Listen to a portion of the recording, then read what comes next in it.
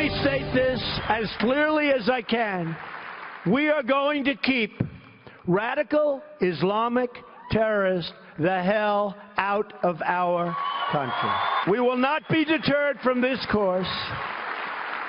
And in a matter of days, we will be taking brand new action to protect our people and keep America safe. You will see the action.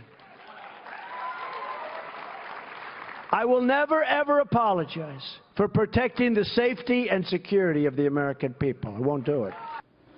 That was President Trump at CPAC earlier today, previewing his plan to issue a new extreme vetting executive order on immigration in the coming days. Last week, Sean Hannity hosted a studio audience on that very subject with experts on both sides of the issue. Here is part one of Hannity's look into extreme vetting, the Islamist threat. Joining us tonight, the founder and president of the Center for Security Policy and Assistant Secretary of Defense under President Reagan, Frank Gaffney, is with us.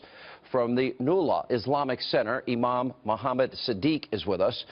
Former Deputy National Security Advisor for President Bill Clinton and former UN Ambassador and CEO of the Soderberg Global Solutions, Nancy Soderberg, is here.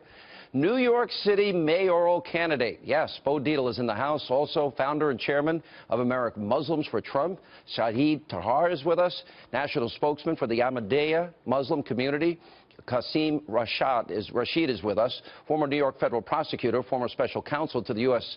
Senator and House Judiciary Committees, John Flannery is here. Retired Marine Steve Gurn, who just had 50 million hits on social media. Act for American President Brigitte Gabriel. And from the Islamic House of Wisdom, Imam Muhammad Ali Alahi. All right, let me welcome you all to the program. Show of hands. Let's start with that. How many of you think radical Islamists are at war with America? Show of hands. No? No. Why? Because I don't accept the term Islamist. Well, if people indoctrinate and kill in the name of Islam, in other words, if you tell your child that 72 virgins await you in heaven if you go blow up innocent men, women, and children, is that not radical Islamic terror? Is that not taking a religion, perverting it, and turning it into what they call jihad, holy war against infidels?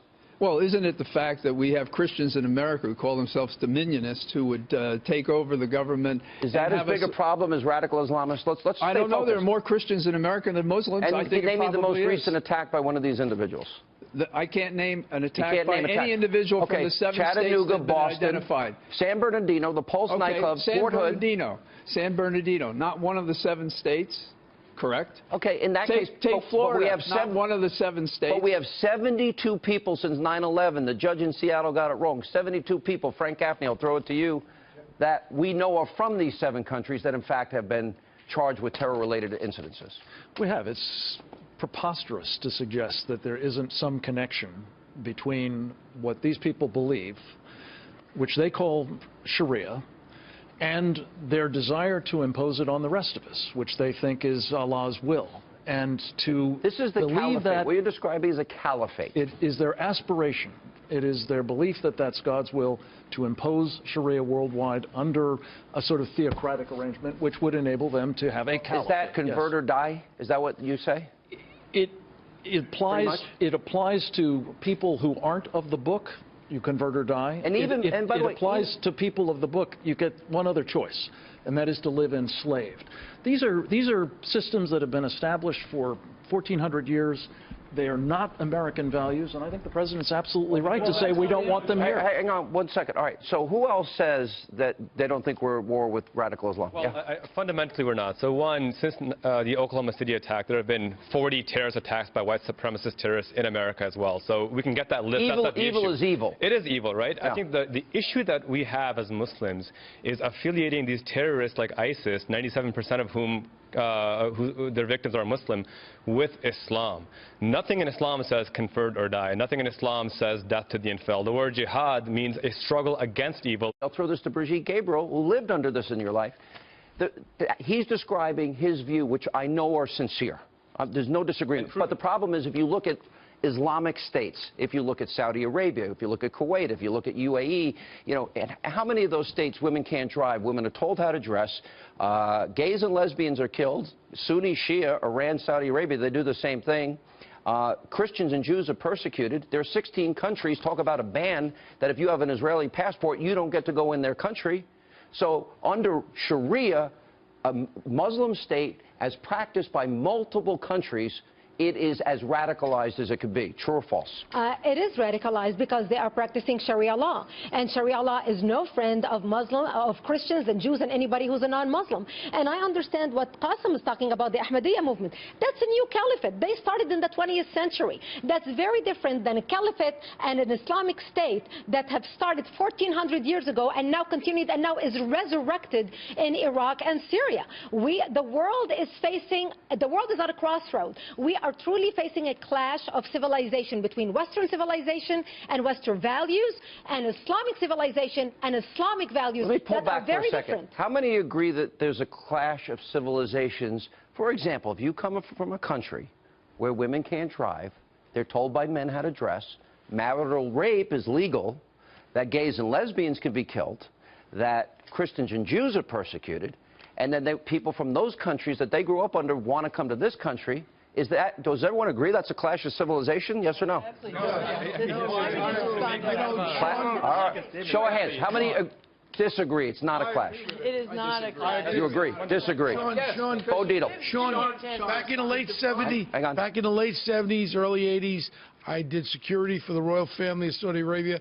I made 24 trips over to Riyadh, Jeddah, and I was over there during the I watched it on television, the killing of 100 people for various different crimes. Women were not driving. Women had to veil up and all that. It's a different society. They cannot come, the people cannot come and impose that society in America. The gentleman sitting next to me, he's a reformed type of Muslim. He agrees. But Brigitte pointed out, again, this is 20th century. We're not talking about an advanced... But truly, a woman, gay, or anything like that, you go to Saudi Arabia, it ain't going to happen. Let me go to Imam. How are you, Imam? Oh, I'm fine, Sean. Well, first of all, the moment you put the name Islam in front of it, you have negated any negativity that can follow it. That's all we're trying to say. But you didn't answer my question. Are countries that are majority Muslim, run under Sharia law, many of whom, wouldn't accept somebody with a Jewish passport, many that tell these women how to dress, many that don't punish marital rape, many that kill gays and lesbians. I'm asking you, that's all done in the name of Islam, sir. Well, if they do it in the name of Islam, they're wrong. All we're trying to tell you is Islam is a universal concept. We can't take but it's happening. But here's my question. It's happening in so many countries. Wait a minute. And here's the thing. If you grow up under those values, how do you come to America and just dispense of them, and how do we know you're going to get rid of those values? First of all, just step back a minute. Good to see you. We are not. Nice to see you. How are you? I'm great. There are 7.3 billion people on Earth. Over 1 billion of them are Muslims. We are not at war with 1 billion Muslims. We are at law Did anybody with those. say that?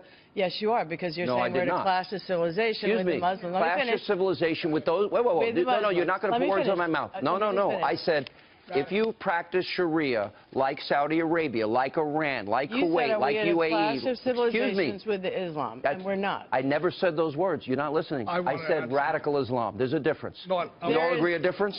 Sean, can I ask Let me just finish. So we're not in a clash of, let me just finish. We're not in a clash of civilization with the Muslim world, which some of the rhetoric surrounding this issue would imply. We are at war with those who subvert the Islamic religion to do us harm and others harm.